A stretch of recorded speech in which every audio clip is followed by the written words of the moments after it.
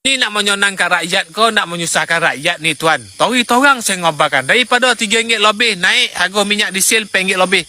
Naik pula RM5 lebih. Saya baru rancang. Saya ni peniaga. Saya rasa bukan saya seorang. Ramai peniaga dalam Malaysia ni. Kan? Yang terkesan benda Allah ni. Bukan apa. Ya, saya tahu. Ada krisis konflik yang berlaku di Asia Barat. Kita faham. Tak ada masalah.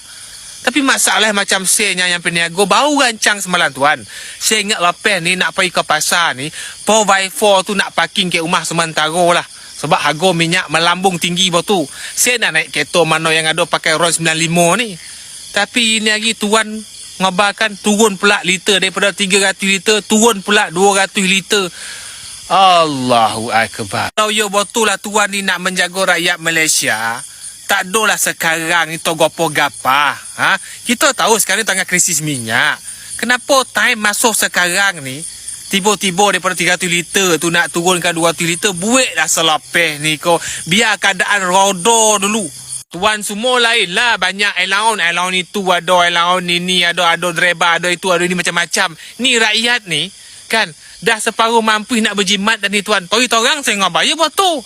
Kita baru je plan ingat kena letak lori kau 4x4 kau standby. Lepak dulu. Sebab diesel harga tengah mencanak-canak ni. Nak pakai kereta mana yang ada ni. Dah tuan turunkan pula daripada 300 liter. Turun jadi 200 liter. Nak pakai kereta apa? Kereta tolak.